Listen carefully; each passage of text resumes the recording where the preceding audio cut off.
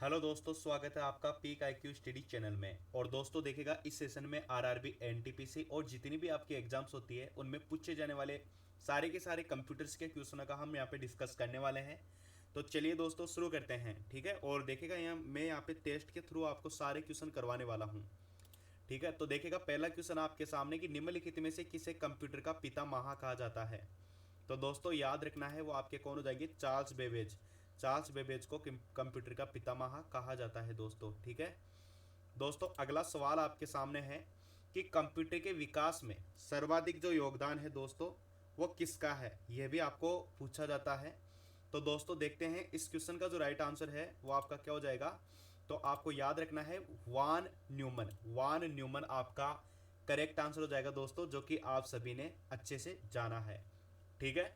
तो चलिए दोस्तों अगले क्वेश्चन की तरफ हम मूव करते हैं।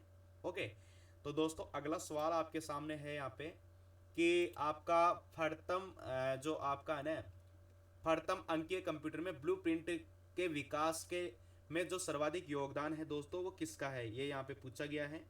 तो दोस्तों इस क्वेश्चन का जो राइट आंसर है वो आपका क्या हो जाएगा। तो याद रखना है मेरे साथियों, चार्ल्स बेबेज। चार्ल्स बेबेज आपका करेक्ट आंसर हो जाएगा। दोस्तों अगला सवाल आपके सामने है कि सर्वप्रथम जो आधुनिक कंप्यूटर है उसकी खोज कब करी गई थी दोस्तों। काफ़ी प्यारा क्वेश्चन है। वैसे मैं आपको बता देता हूँ, इस क्वेश्चन का जो राइट आंसर है दोस्तों वो 1946 हो जाएगा। क्या हो जाएगा, 1946 आपका करेक्ट आंसर हो जाएगा, ठीक है प्यारे साथियों। अगला सवाल आपके सामने कि कंप्यूटर की भौतिक जो बनावट है वो क्या कहलाती है। तो दोस्तों काफ़ी सिंपल क्वेश्चन है। वो क्या कहलाएगा दोस्तों, आपका हार्डवेयर। हार्डवेयर आपको याद रखना है, जो कंप्यूटर की भौतिक इकाई है दोस्तों वो आपकी हार्डवेयर कहलाती है, ठीक है। चलिए अगले क्वेश्चन की तरफ हम मूव करते हैं दोस्तों। ओके, तो दोस्तों अगला सवाल आपके सामने यह है कि कंप्यूटर के संचालन में प्रयुक्त प्रोग्राम, नियम तथा कंप्यूटर क्रियाओं से संबंधित अन्य जो लिखित सामग्री है दोस्तों उसको क्या कहा जाता है दोस्तों। तो ये तो सबसे सिंपल क्वेश्चनों में से एक क्वेश्चन है। आपका जो राइट आंसर है दोस्तों वो आपका क्या हो जाएगा, सॉफ्टवेयर आपका करेक्ट आंसर हो जाएगा दोस्तों। ओके, अगला सवाल आपके सामने कि भाई कंप्यूटर का जो नियंत्रक क्या है दोस्तों, यहाँ पे भाग है वो क्या कहलाता है दोस्तों, ये यहाँ पे पूछा गया है। सबसे सिंपल क्वेश्चन, आपका आंसर क्या हो जाएगा दोस्तों, सीपीयू। सीपीयू आपका करेक्ट आंसर हो जाएगा। ओके दोस्तों अगला सवाल आपके सामने कि वह हार्डवेयर डिवाइस कौन सी है जिसे आमतौर पर कंप्यूटर का ब्रेन कहा जाता है दोस्तों। तो मेरे साथियों सबसे सिंपल क्वेश्चन यही है, आपका सीपीयू करेक्ट आंसर हो जाएगा।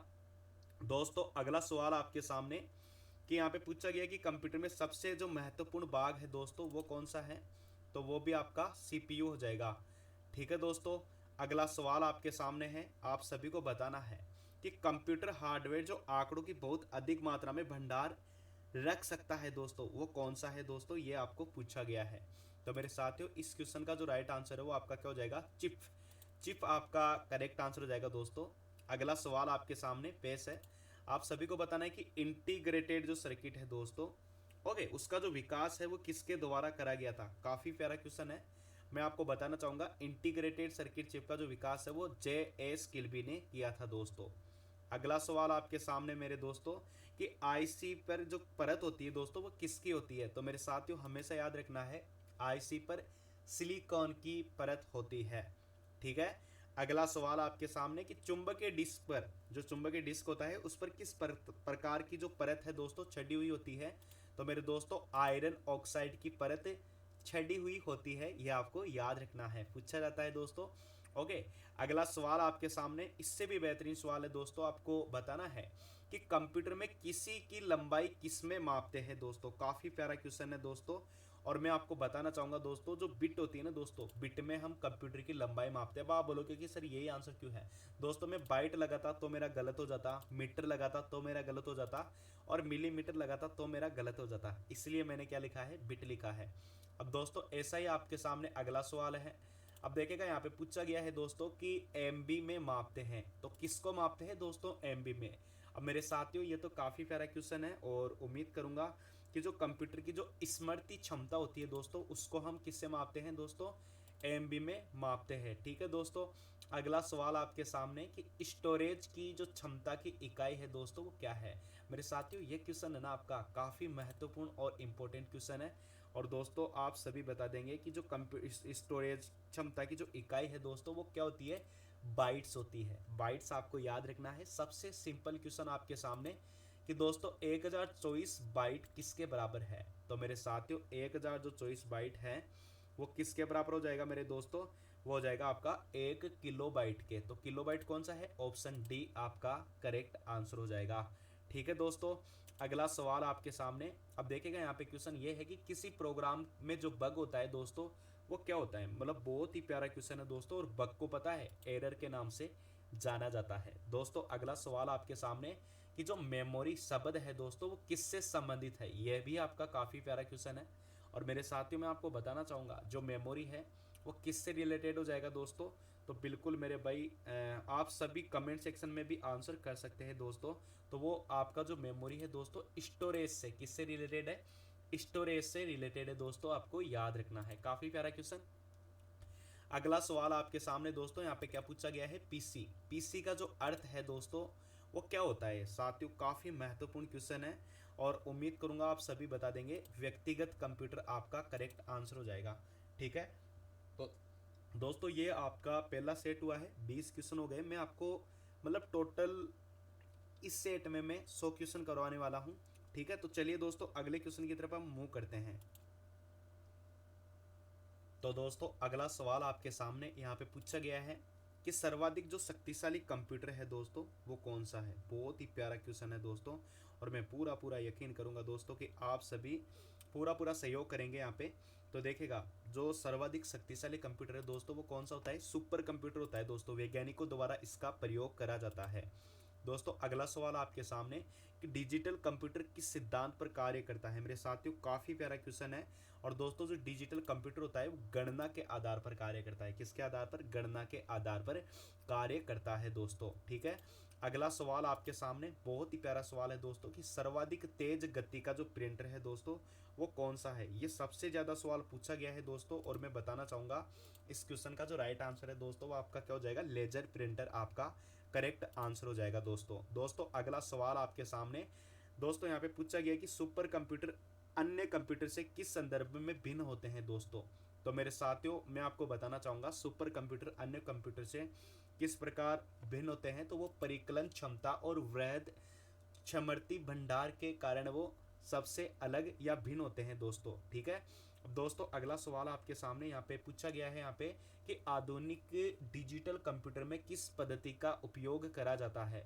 तो मेरे साथियों ये तो मतलब बहुत ही प्यारा सवाल है, और दोस्तों आपका क्या हो जाएगा, द्विधारी जो अंक पद्धति है दोस्तों 0 और 1 आपने नाम सुना होगा, उसका हम प्रयोग करते हैं। ठीक है दोस्तों, अगला सवाल आपके सामने कि निम्नलिखित में से कौन सी आपकी वैज्ञानिक कंप्यूटर भाषा है दोस्तों। तो मेरे साथियों फोर्टोन, जो फोर्टोन है दोस्तों वो आपकी कंप्यूटर वैज्ञानिक कंप्यूटर भाषा है दोस्तों, पूछा जाता है और आप सभी ने बताया है। ठीक है दोस्तों, अगला सवाल आपके सामने काफ़ी प्यारा क्वेश्चन है। यहाँ पे पूछा गया कि कंप्यूटर भाषा जो फोर्टोन है वो किस क्षेत्र में उपयोगी है। मेरे साथियों बहुत ही प्यारा सवाल है, और मैं बता देता हूँ दोस्तों इस क्वेश्चन का जो राइट आंसर है वो आपका क्या हो जाएगा, विज्ञान आपका करेक्ट आंसर हो जाएगा। ठीक है दोस्तों, अगला सवाल आपके सामने यहाँ पे पूछा गया कि भाई कोबोल भाषा किसके लिए उपयोगी है। मेरे दोस्तों बहुत ही महत्वपूर्ण क्वेश्चन है, और दोस्तों जो आपका व्यवसायिक कार्य होता है, व्यापारिक कार्य होता है, उसके लिए हम कोबोल भाषा का प्रयोग करते हैं। ठीक है दोस्तों, अगला सवाल आपके सामने कि किस कंप्यूटर भाषा का प्रयोग वाणिज्यिक कार्यों में करा जाता है।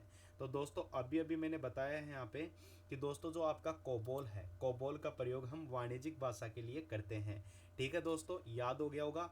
अगला क्वेश्चन आपके सामने कि प्रोग्राम हेतु सर्वप्रथम विकसित की गई जो कंप्यूटर भाषा है दोस्तों वो आपकी कौन सी हो जाएगी। तो मैंने क्लास में भी बताया है ये काफ़ी बार कि आपका जो राइट आंसर है यहाँ पे क्या हो जाएगा, फोर्टोन। फोर्टोन आपका करेक्ट आंसर हो जाएगा दोस्तों, जो कि आप सभी ने अच्छे से बताया है।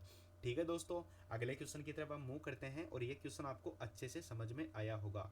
ओके, तो दोस्तों अगला सवाल आपके सामने एक मिनट, हाँ आपको बताना है दोस्तों कि अंग्रेजी भाषा के समान उच्च स्तरीय जो कंप्यूटर भाषा है दोस्तों वो कौन सी है।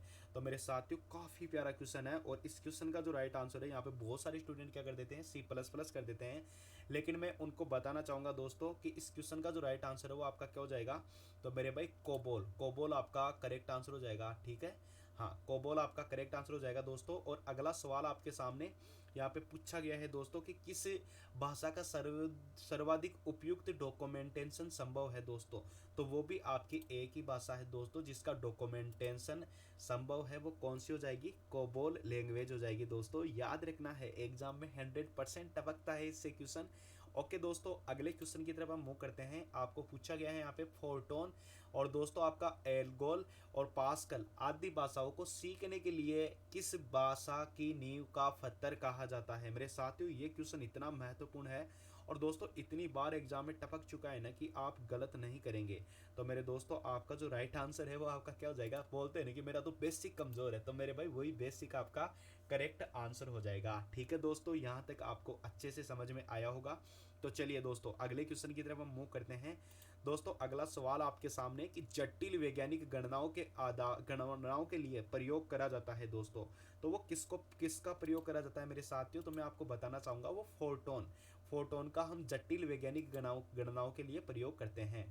ठीक है दोस्तों, अगला सवाल आपके सामने कि बेसिक भाषा का प्रयोग निम्नलिखित में से किस कार्य के लिए करा जाता है? दोस्तों बहुत ही प्यारा सवाल, और देखेगा मुझे पूरा पूरा उम्मीद है दोस्तों कि आप सभी देखेगा समझ गए होंगे कि प्रारंभ में सरल भाषा सिखाने हेतु, यानी कि इस क्वेश्चन का जो करेक्ट आंसर है वो आपका ऑप्शन डी हो जाएगा, जो कि आप सभी ने बताया है। दोस्तों अगला सवाल आपके सामने काफी महत्वपूर्ण है कि भाषा जिसे कंप्यूटर समझता है वह निष्पादित करता है दोस्तों, वो कौन सी भाषा है मेरे साथियों? तो देखेगा वो एक प्रकार की मशीनी भाषा होती है दोस्तों जिसे कंप्यूटर समझता है और निष्पादित करता है। दोस्तों अगला सवाल बहुत ही प्यारा है कि कंप्यूटर भाषा जावा का जो आविष्कार है वो किसके द्वारा किया गया है? दोस्तों बहुत ही प्यारा क्वेश्चन है दोस्तों। मैं आपको बताना चाहूंगा कि आपका जो संयुक्त माइक्रो सिस्टम है, ओके, वो कंप्यूटर भाषा जावा के आविष्कारक है दोस्तों, आपको याद रखना है। क्वेश्चन टपकते हैं दोस्तों इससे। दोस्तों अगला सवाल आपके सामने कि अधिकतर कंप्यूटर समझ सकता है, तो दोस्तों क्या समझ सकता है ये आपको बताना है। ठीक है दोस्तों, तो देखिएगा यहाँ पे बहुत सारे प्यारे प्यारे ऑप्शन है, मैं बता देता हूँ। इस क्वेश्चन का आंसर आपका अंग्रेजी भाषा सदृश्य निर्देश आपका करेक्ट आंसर हो जाएगा। ठीक है मेरे साथियों, अगला सवाल आपके सामने कि कंप्यूटर ग्रिड होता है दोस्तों क्या होता है? तो देखिएगा एक सॉफ्टवेयर अवसंरचना जिसमें कई अभिलेखन व प्रतिष्ठान जुड़े हुए होते हैं, वो कंप्यूटर ग्रिड होता है दोस्तों। ठीक है, अगला सवाल आपके सामने काफी महत्वपूर्ण और प्यारा सवाल है दोस्तों।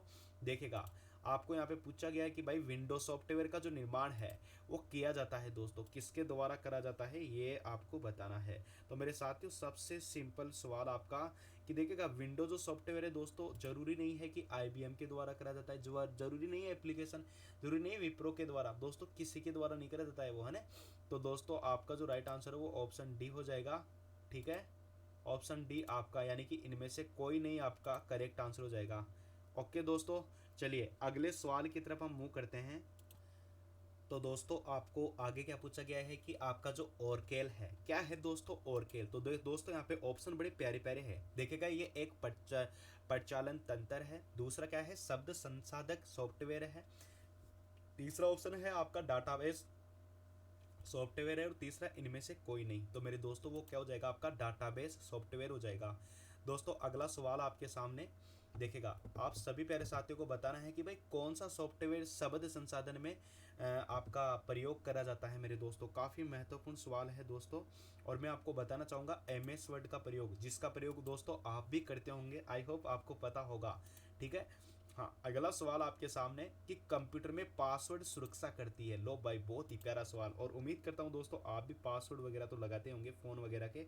तो दोस्तों ये क्या करता है दोस्तों? जो तंत्र होता है उसका अनधिकृत आगमन, जो अधिगमन होता है उससे बचाने का काम करता है। तो दोस्तों ये आपको याद रखना है, इसलिए पासवर्ड सुरक्षा करता है दोस्तों। ठीक है, अब दोस्तों अगला सवाल आपके सामने कि निम्नलिखित में से आपका कंप्यूटरों को टेलीफोन लाइनों का प्रयोग करके डाटा अंतरित करने की अनुमति देता है दोस्तों। तो वो आपका एक ही हो जाएगा दोस्तों, मोडेम के द्वारा हम क्या करते हैं दोस्तों? मतलब टेलीफोन लाइनों का प्रयोग करके डाटा अंतरित करते हैं दोस्तों। आपका आता था ना दोस्तों बेसनल में इसी प्रकार की वो प्रक्रिया करी जाती थी दोस्तों, आई होप आपको याद होगा।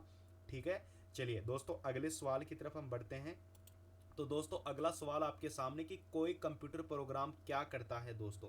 तो ये आपका काफ़ी प्यारा सवाल है दोस्तों, और मैं उम्मीद करूंगा कि आप सभी आंसर करेंगे कि कोई कंप्यूटर प्रोग्राम क्या करता है दोस्तों। ठीक है, तो यहाँ पे बहुत सारे प्यारे प्यारे ऑप्शन है, लेकिन इस क्वेश्चन का आंसर क्या हो जाएगा कि यह है कंप्यूटर के लिए सभी प्रकार के क्या करता है दोस्तों, चिंतन करता है दोस्तों। अगला सवाल बहुत ही प्यारा सवाल है दोस्तों, यहाँ पे पूछा गया कि विश्व में सर्वाधिक कंप्यूटरों वाला देश है दोस्तों। बहुत ही प्यारा सवाल आपके सामने टपका है दोस्तों, और इस क्वेश्चन का जो राइट आंसर है दोस्तों वो आपका क्या हो जाएगा, यूएसए। यूएसए सर्वाधिक कंप्यूटरों वाला देश है दोस्तों, याद रखना है दोस्तों। अगला सवाल आपके सामने कि कंप्यूटर साक्षरता दिवस कब मनाया जाता है, यह क्वेश्चन भी पूछा जा सकता है, लेकिन 2 दिसंबर आपको याद रखना है दोस्तों। 1 दिसंबर को एड्स दिवस, 2 दिसंबर को आपका कंप्यूटर साक्षरता, 3 दिसंबर को आपको पता है कि वायुसेना दिवस, सॉरी 4 दिसंबर को वायुसेना दिवस मनाया जाता है, और 3 को एड्स दिवस, सॉरी एड्स आपका 1 दिसंबर हो जाएगा। ठीक है दोस्तों, क्लियर हो गया।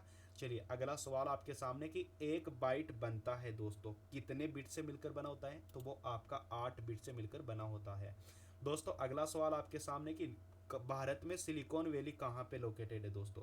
काफ़ी प्यारा क्वेश्चन है, और दोस्तों पूछा जाता है बेंगलोर में। बेंगलोर में आपकी सिलिकॉन वैली स्थित है। क्यों पूछा है दोस्तों, क्योंकि सिलिकॉन की आपकी आईसी चिप बनी होती है। ठीक है, अगला सवाल आपके सामने टपक सकता है कि पहला सक्रियात्मक इलेक्ट्रॉनिक अंकीय कंप्यूटर कौन सा है मेरे साथियों।